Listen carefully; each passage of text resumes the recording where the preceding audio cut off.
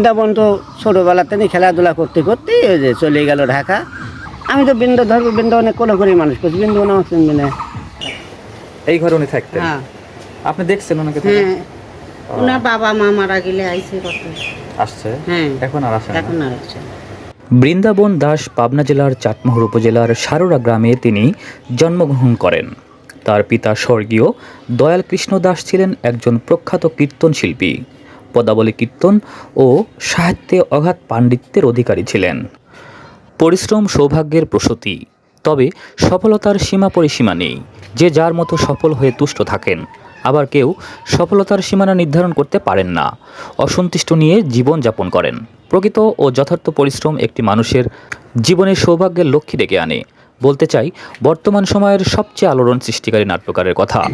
ভালো ফুটবল খেলতেন, তার স্বপ্ন ছিল তিনি সেরা ফুটবলার হবেন, কিন্তু দেশ সেরা ফুটবলার তিনি হতে পারেননি। হয়তোবা সেই সফলতার জায়গা তার জন্য নয়। তার জায়গা হলো নাটক লেখা, নাটক করা, আবার তা পরিচালনা করা। তিনি হলেন প্রখ্যাত নাট্যকার, অভিনেতা ও পরিচালক, পাবনা জেলার কৃতি সন্তান বৃন্দাবন দাস। দেশসেরা ফুটবলার হতে না পারলেও দেশসেরা নাট্যকার হলেন বৃন্দাবন দাস। বৃন্দাবন দাসের মাতা ময়নারানী 2018 সালে হৃদরোগে আক্রান্ত হয়ে 75 বছর বয়সে পরলোক গমন করেন। শালিকা সরকারি প্রাথমিক বিদ্যালয় থেকে প্রাথমিক শিক্ষা সম্পন্ন করেন বৃন্দাবন দাস। চাটমোহর রাজা চন্দ্রনাথ ও বাবু শম্ভুনাথ মডেল পাইলট উচ্চ বিদ্যালয় থেকে এসএসসি ও চাটমোহর সরকারি ডিগ্রি কলেজ থেকে এইচএসসি পাশ করেন। পরবর্তীতে ঢাকা বিশ্ববিদ্যালয়ের অধীনে জগন্নাথ কলেজ থেকে বিএসএস সম্মান ও রাষ্ট্রবিজ্ঞানে এমএসএস ডিগ্রি অর্জন করেন। 1994 সালে 19 জানুয়ারি অভিনেত্রী শাহনাজ খুশির সাথে বিবাহ বন্ধনে আবদ্ধ হন। তাদের 2 ছেলে রয়েছে, নাম দিব্যজ্যোতি ও সৌম্যজ্যোতি।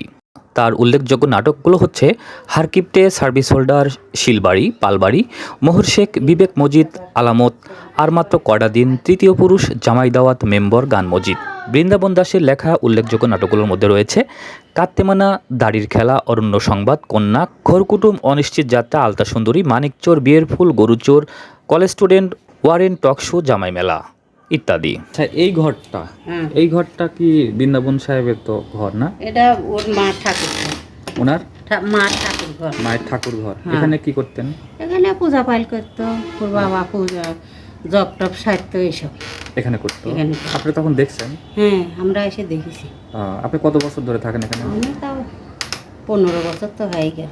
15 বছর আগে কোন বেঁচে ছিলেন? হ্যাঁ হ্যাঁ ছিলেন? হ্যাঁ, ওরা মা বাবা দুইজনে কি দেখেছি আমরা এখানে থাকতো? এখানে থেকে। আর এখন এই ঘরটা কি অবস্থা? এখন আমরা পূজা পাইল করি। ওই পূজাই করা হয়, কিন্তু হ্যাঁ, আপনারা করেন আমরা করি। ভাড়া দিয়ে হিসেবে ভাড়া, থাকেন, হ্যাঁ। পূজা পালন করেন। হ্যাঁ,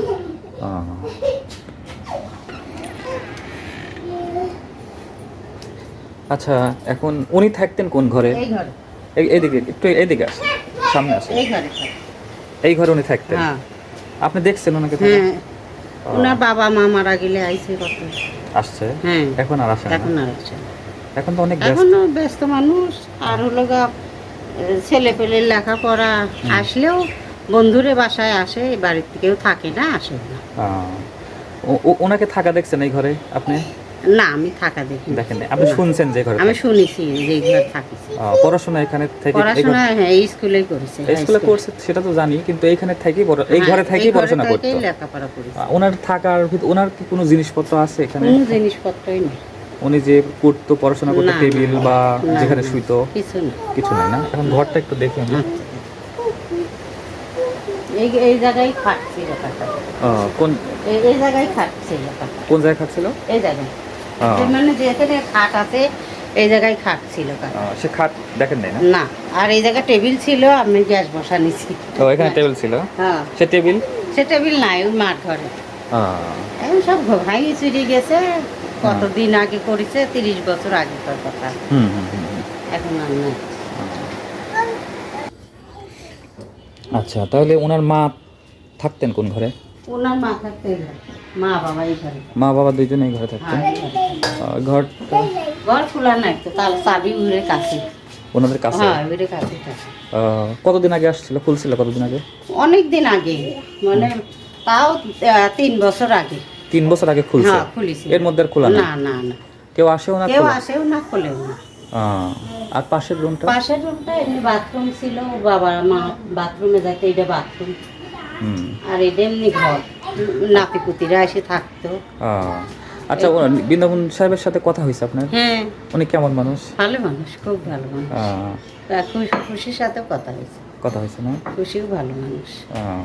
আপনারা যে আমার থাকেন, কাকিকা ডাকে। কাকি করে হ্যাঁ। আপনারা যে থাকেন, যে বাড়ি ঘরের ব্যাপারে খোঁজ নেয় না, যে কি না, অবস্থা? এখন বাড়ি ঘর বোনের দিয়ে দিছে। বোনেক দিয়ে দিছে? হ্যাঁ। সে বোন কোথায় থাকে এখন? বোনের 3 বোনেক দিছে, একটা হিলি থাকে, 2টা নাটক থাকে। নাটক থাকে। এই কারণে আর মানে উনি ততটা খোঁজ আসে না, রাখেন না। হ্যাঁ। আসে না, আর কেউ থাকে না, কার কাছে আসবি?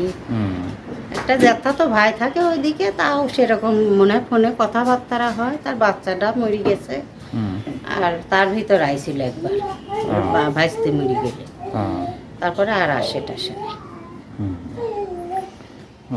আচ্ছা, ভালো।